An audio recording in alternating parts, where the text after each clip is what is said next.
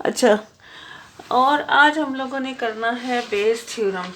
Bayes theorem का proof तो आपके पास नहीं है, लेकिन थोड़ा सा आपको जब समझाने के लिए मैं ज़रा सा इसको थोड़ा सा ज़रा ज़्यादा एक्सप्लेन कर दूंगी। Probability of A i given B is equal to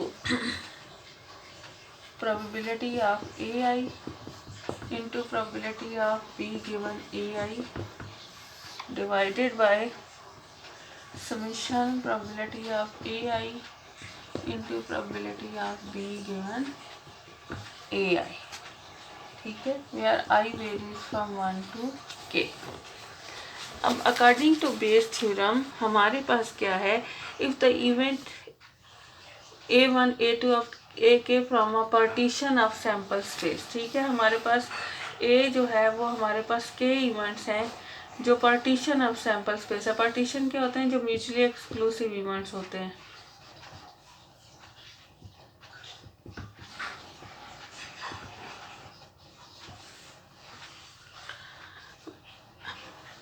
the events ये mutually and the union is S. ठीक है, ये म्यूचुअली एक्सक्लूसिव होते हैं। पार्टीशन ऑफ सैम्पल स्पेस क्या होते हैं कि उनकी यूनियन जो है वो सैम्पल स्पेस की इक्वल होती है।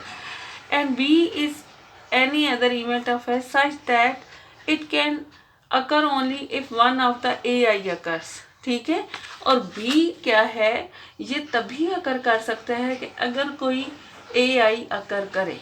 ठीक है, ये बेसिकली समझे कि बी की अक्रस इस पर डिपेंड कर रही है, और हम कंडीशनल प्रोबेबिलिटी क्या दे रहे हैं, ए आई गिवन बी के ए आई के क्या चांस है जबकि बी अकर कर चुका है। जबकि बी जो है वो अकर ही तब करेगा जब ए आई करेगा। समझे, हम इसको कान को उल्टी साइड से पकड़ लें। ये कहलाता है थ्योरम ऑफ इनवर्स प्रोबेबिलिटीज के किसी एक इवेंट की अकरेंस जब प्रीवियस इवेंट पे डिपेंड कर रही है, but we are calculating the probability of the previous event given that दी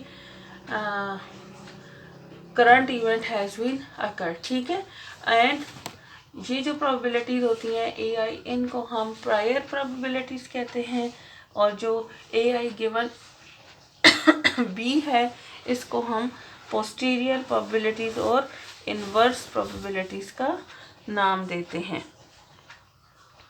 इसको समझाने के लिए जो सबसे सिंपलेस्ट, इसका आपके सिर्फ ये इसका प्रूफ नहीं है, सिर्फ इसकी डेफिनेशन है कि ये याद भी रखनी है। If the events A1 A2 up to A k from a partition of sample space that is S, the events AI are mostly exclusive and their union is S, and if B is any other event of S such that it can occur only if one of the AI occurs, then for any AI probability of AI given B is equal to probability of AI into probability of B given AI divided by summation of probability of AI into probability of B given AI. This result is known as, ये सबसे last paragraph, this result is known as Bayes theorem after an English clergyman Thomas Bayes who derived it and first used in a paper that was published posthumously in 1763। posthumously के उसके मरने के बाद। ठीक है, 61 में उसकी डेथ हो गई थी, 63 में पब्लिश हुआ था। It should be noted that the original probability Pi are known as priorly probabilities and the conditional probabilities Ai given B are called the posterior or inverse probability because probabilities are revised after some additional information has been obtained. Bayes formula is also called the formula for probabilities of hypothesis on account of the reason that the event Ai may be thought of as hypothesis to account for the occurrence of the event B. अच्छा, इसको सबसे आसान तरीका जो इसको समझने का कि सपोज, अब मैं आपका तो नाम नहीं लेती, चले मैंने अपने 3 सूट दिए 3 टेलर्स को। ठीक है, मैंने जो है सैम्पल स्पेस में मेरे 3 सूट आ गए। ठीक है, जो मैंने 3 टेलर्स को दे दिए, सही, A1 A2 A3, 3 टेलर्स को मैंने अपने 3 सूट दिए। ठीक, अब बी क्या है कि वो सूट जो है वो ख़राब हो सकता है। ठीक है, वो सूट टेलर मेरा गलत सी के दे सकता है। अब मैं कपड़े दूंगी तो उसमें से वो ख़राब सिएगा ना, मतलब इस टेलर को एक सूट मिलेगा तो फिर ये होगा ना कि अकरेंस ऑफ बी किस पे डिपेंड कर रही है, इस पे A1 A2 A3 पे। तो बी क्या है कि आपकी स्टिचिंग ख़राब हो जाए, और A1 क्या है कि 3 टेलर्स के पास सूट है, A1 A2 A3 3 टेलर्स के पास सूट है। और बी किस चीज़ को शो कर रहा है, इस इवेंट को शो कर रहा है कि वो ख़राब सी के दे। अब मैं ये कहती हूँ कि अगर मेरा सूट ख़राब है, अब ये क्या है, अगर मेरा सूट ख़राब है तो क्या प्रोबेबिलिटी है कि वो पहले टेलर ने ख़राब किया है, दूसरे ने ख़राब किया है, या तीसरे ने ख़राब किया है। ठीक है, अब आपको मेरा ख्याल है क्लियर हो जाएगा कि वो कपड़े सिएंगे तो ख़राब होंगे ना। तो अकरेंस ऑफ बी किस पे डिपेंड कर रही है, टेलर्स की स्टिचिंग पे। अब वो सिएंगे तो ख़राब होंगे, और फिर हम कहते हैं कि अगर एक सूट ख़राब है तो क्या प्रोबेबिलिटी है कि वो पहले टेलर ने सिए, दूसरे ने सिए, या तीसरे ने सिए। तो इसको जब आप करते हैं, इसको सिंपल जो है मल्टीप्लिकेशन लॉ के थ्रू जो हमने ए इंटरसेक्शन बी वाला किया था, probability of A into probability of B given A, और probability of B into probability of A given B. ठीक है, इसके थ्रू करना है, लेकिन क्योंकि प्रूफ नहीं है तो इसलिए अब मेरा ख्याल है अब आपको क्लियर हो गया होगा कि ये आपके पास ये थ्योरम अप्लाई किस तरह होना है। इसके क्वेश्चंस करने का सबसे बेस्ट तरीका ये है कि आप ये ट्री डायग्राम बनाएं, तो आपके पास जो है वो क्लियर हो जाएगा कि ये कैसे करना है। अच्छा, अब क्योंकि जो ए आईज हैं वो हमारे पास पार्टीशन ऑफ सैम्पल स्पेस है, ठीक है, ये जो ए आई हैं ये पार्टीशन ऑफ सैम्पल स्पेस हैं, तो इसलिए ये आप याद रखिएगा कि इनकी ए आई की प्रोबेबिलिटी का सम जो है वो 1 होना चाहिए। सही है, तो आपको उसी से समझ आ जाएगा कि कौन सी ए आई लेनी है और कौन सी बी गिवन ए आई लेनी है। ठीक, इसको अब आप देखें, एग्जाम्पल 34 है, in a bolt factory machines A B and C manufacture 25 35 एंड 40% of the total output respectively. A B C जो है वो कितने परसेंट करती हैं, ए करती है 25% 0.25, बी करती है 35% 0.35, और सी करती है 40% 0.4। इनको अगर आप सम करें तो 0.35 प्लस 0.25 करेंगे तो 0.6 प्लस 0.4 करेंगे तो इसका सम 1 आ गया। टोटल प्रोबेबिलिटी इनकी 1 आ गई, तो इसका मतलब है ये A1 A2 और A3 हैं।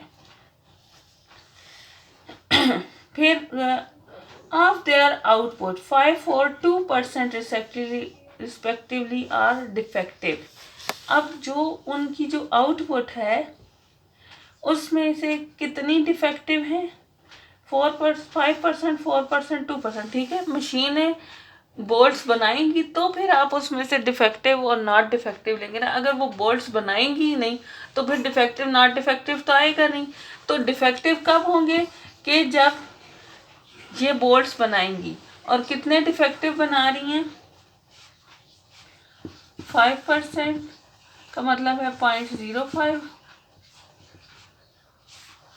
4% का मतलब है 0.04, और 2% का मतलब है 0.02। अब बोल्ट इज सिलेक्टेड एट टमटम and found to be defective.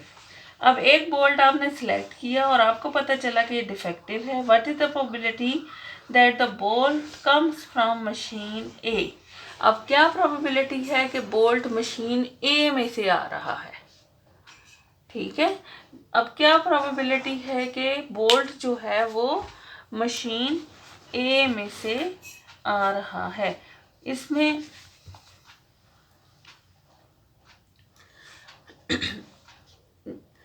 जो है अब probability of A given defective, ठीक है, मशीन ए गिवन क्या है कि वो डिफेक्टिव बोल्ट है।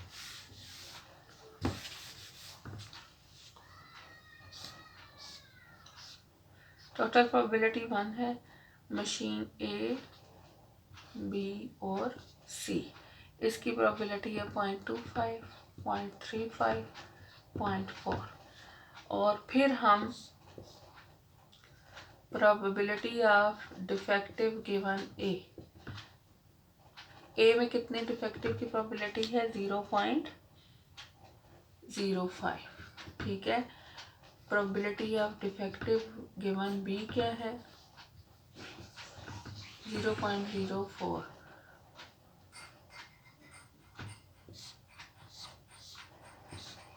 Probability of defective given C क्या है?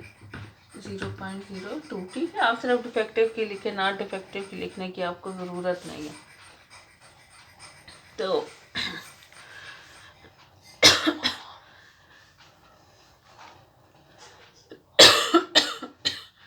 अब आपके पास ए given defective,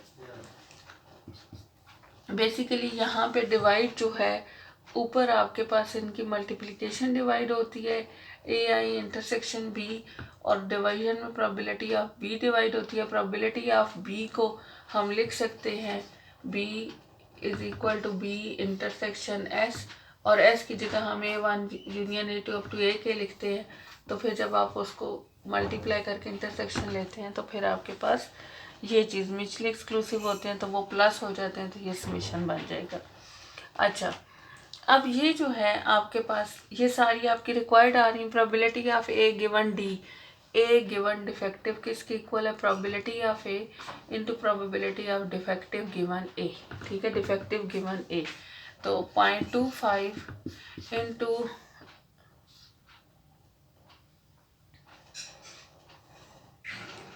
0.05 defective given A. Defective given A क्या है? 0.05 डिवाइडेड बाय, अब आपके पास क्या आएगा?